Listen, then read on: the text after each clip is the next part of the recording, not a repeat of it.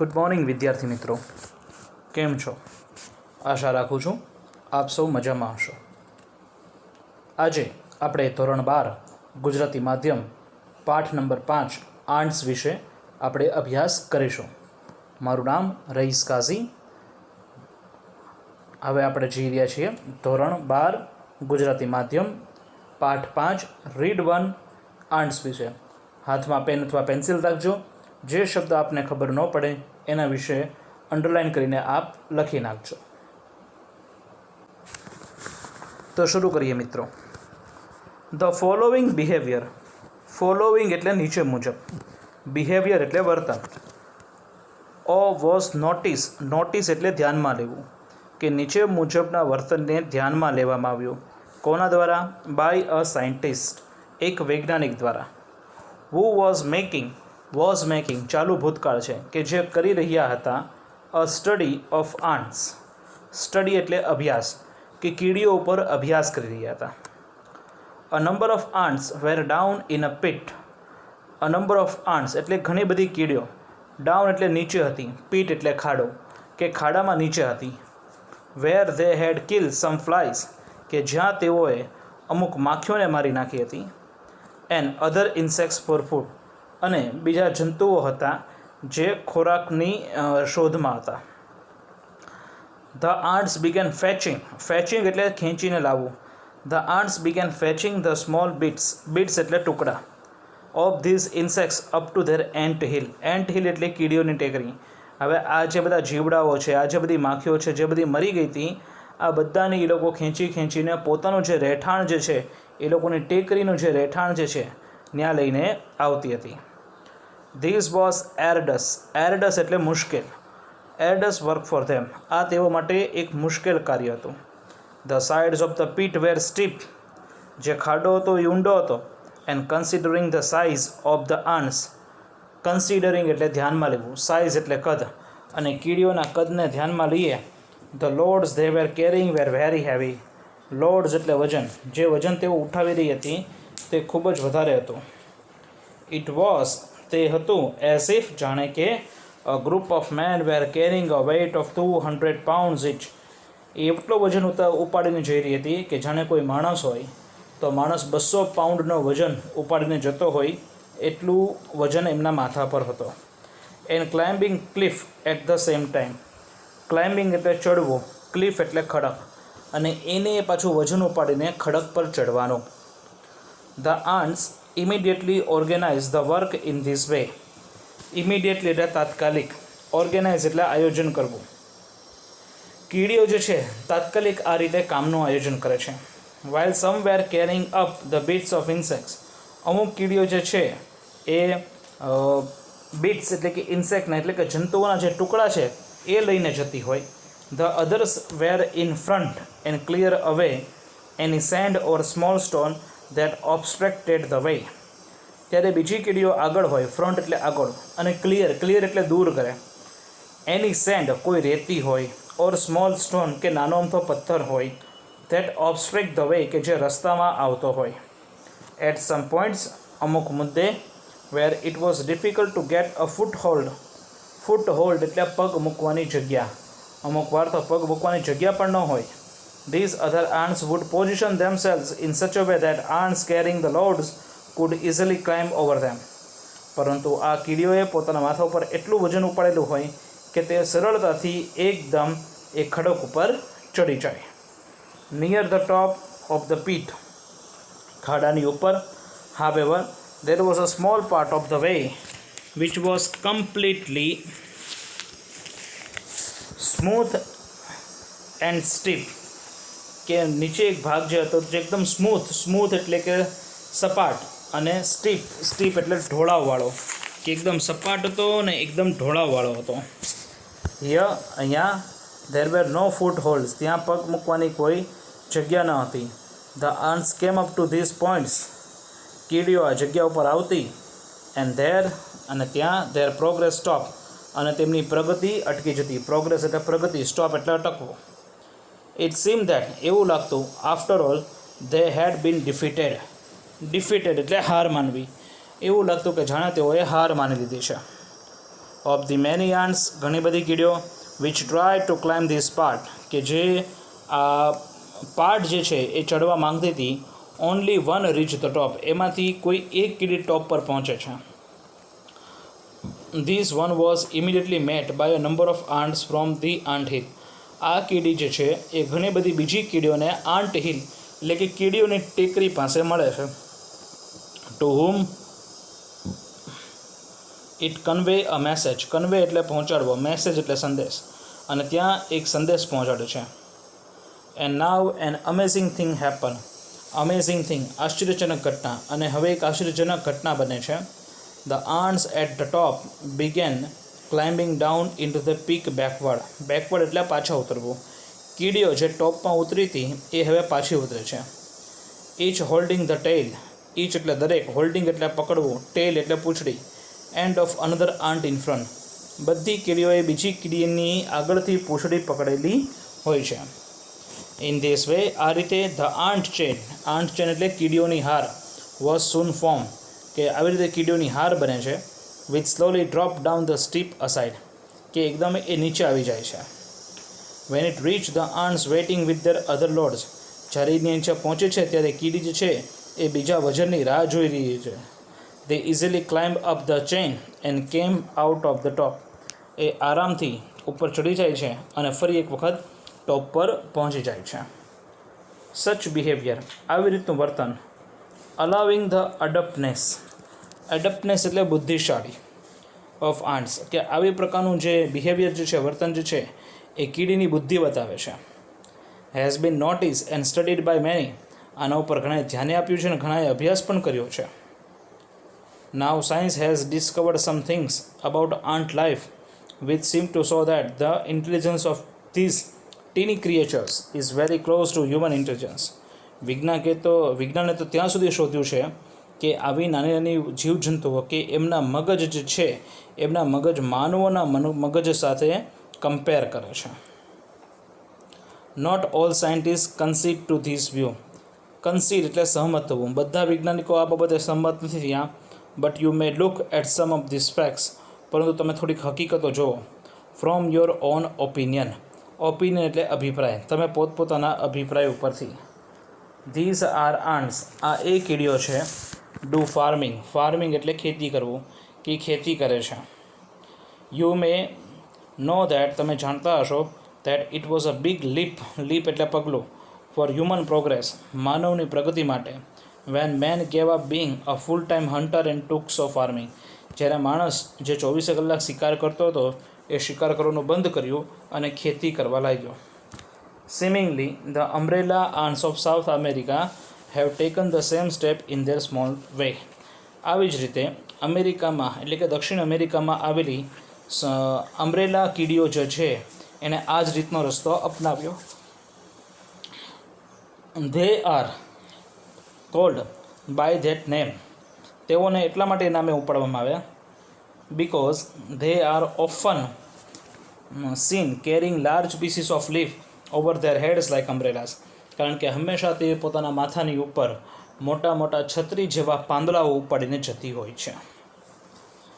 They take this pieces of leaves to their nest, એ જે આ પાંદડાઓ જે છે એ પોતાના જંગલોમાં એ પોતાના માળામાં લઈ જાય છે.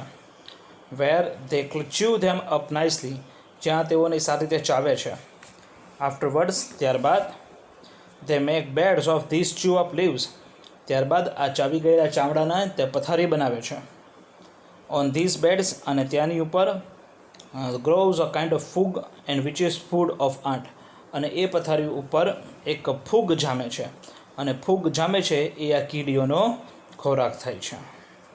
ધેન, ત્યારબાદ there are ants that domestic cows and milk them, ત્યાં અમુક કીડીઓ એવી પણ હોઈ શકે જે ગાયોની માફક ઓળખાય છે અને જેમાંથી દૂધ પણ લઈ શકાય છે. વોટ વી હેડ કોલ્ડ કાવ are a kind of green fly, green fly એટલે લીલું જીવડો, કે આપણે જેને ગાય કહીએ છીએ એ એક પ્રકારનું લીલું જીવડું છે. These are found on rose leaves, આ બધા ગુલાબના ઝાડવા ઉપર આપણને જોવા મળે. And on the leaves of beans, beans એટલે કઠોળ, અને કઠોળ ઉપર જોવા મળે. They give out a sweet, તેઓ એકદમ મધુર, હની લાઇક લિક્વિડ, મધ જેવું પ્રવાહી, which the ant relish a lot. Relish એટલે ગમવું, કે જે કીડીઓને ખૂબ જ ગમે છે એ આપે છે. So the ants take these green flies to their nest. તેથી કીડીઓ જે છે આ ગ્રીન ફ્લાયને, લીલા જીવડાને પોતાના માળામાં રહી જાય છે. એન્ડ કીપ ધેમ ધેર, અને ત્યાં તેઓને રાખે છે. They feed. ફીડ એટલે ખાવા આપવું. તેઓ એમને ખાવા આપે છે. Protect them from there enemies. Protect એટલે રક્ષણ કરે છે, કે એમનું દુશ્મનોથી એમનું રક્ષણ કરે છે. એન્ડ મિલ્ક ધેમ, અને તેઓ લોકો તેમનામાંથી દૂધ કાઢે છે. Pressing their sides gently. એમની આજુબાજુની જે સાઇડ છે ને એને હળવેકથી દબાવીને. And making them give out their honey, અને એ લોકો પોતાનું મધ બહાર કાઢે છે. આન્ટ્સ કીડીઓ. વી આર ટોલ્ડ આપણને કહેવામાં આવ્યું છે. પ્લે ગેમ્સ રમતો રમે છે. Nurse their sick and bury dead. માંદા લોકો હોય તેનું ધ્યાન રાખે અને મરી ગયેલા લોકો હોય તો એને દફનાવી દે.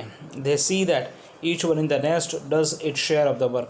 તે જોવે છે કે માળામાં રહેતું દરેકે દરેક વ્યક્તિ પોતપોતાનું કામ કરે છે કે નહીં. They see that each one in the nest does its share of the work and that no one is allowed to be indolent. Indolent એટલે કે આળસુ, અને ગ્રુપમાં કોઈને પણ આળસુ બની બેસી રહેવાની છૂટ હોય નહીં.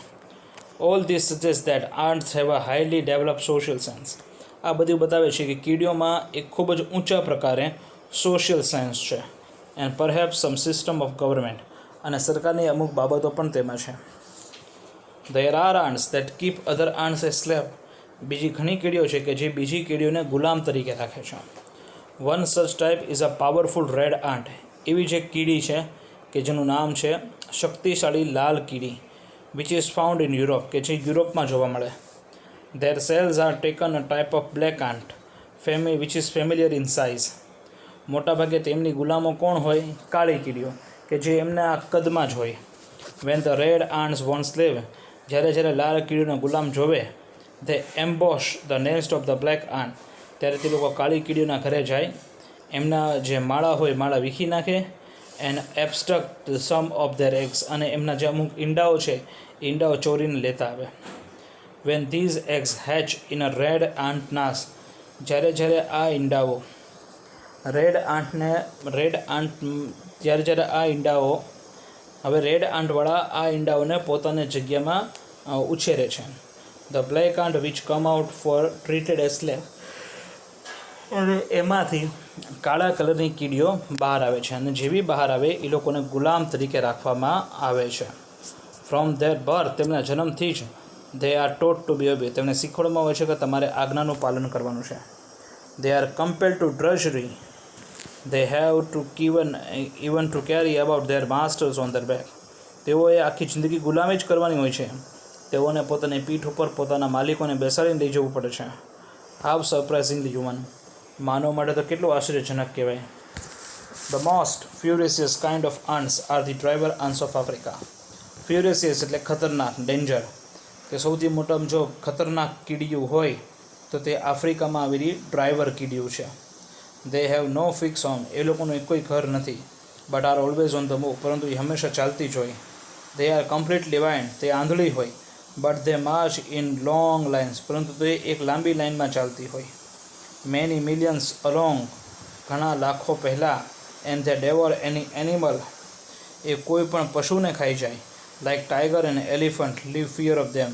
ટાઈગર હોય કે એલિફન્ટ હોય બેયને ખાઈ જાય. અને ટાઈગર ને એલિફન્ટ આ લાલ કીડીઓથી ડરે પણ ખરા, ડ્રાઈવર કીડીઓથી ડરે પણ ખરા. Often if a Python. જો કોઈ અજગર હોય enable to move after swelling his tear.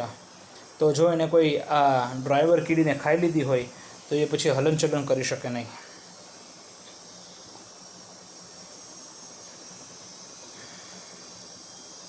Often if a python unable to move after swallowing his deer happens to be in the path of the marching lines.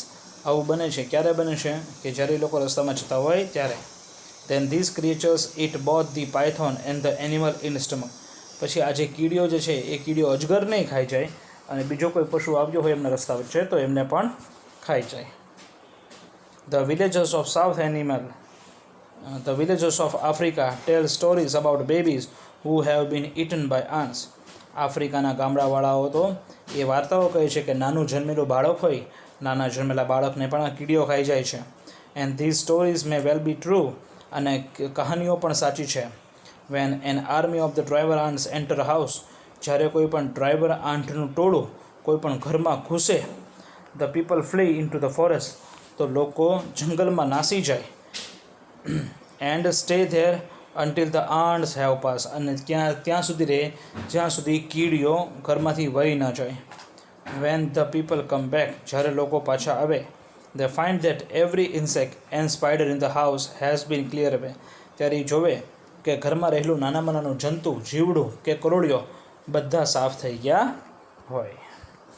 Okay મિત્રો, તો આ હતો unit number 5 aunts. હવે આમાં કઈ કઈ વસ્તુ તમારે હોમવર્કમાં કરવા જેવી છે એના વિશે હું તમને જણાવી દઉં છું, તો સેજ એ બાબતે તમે ખાસ ખ્યાલ રાખજો.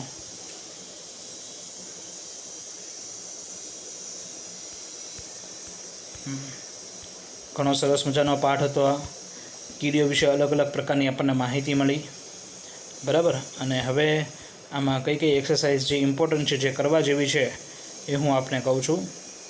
સૌ પ્રથમ તો ગ્લોસરી ટીક કરજો. ગ્લોસરી કર્યા બાદ આવો C1.3, ants are similar to human beings because, પહેલામાં આવે ધે આર સોશિયલ, બીજામાં આવે ધે આર હાર્ડ વર્કિંગ, ત્રીજું તમને આપેલું છે. ચોથામાં આવશે ધે વર્ક ઇન ગ્રુપ્સ, પાંચમામાં આવશે ધ વર્ક કોઓપરેટિવલી. ઓકે, તો આ 5 વસ્તુ થઈ. ત્યારબાદ આગળ વધીએ તો C1.5માં તમે જોઈ શકો છો મેચ A વિથ B છે, બરાબર. એમાં સાઉથ અમેરિકન આન્ટ જે છે તો એની સામે આવશે અમ્બ્રેલા આન્ટ.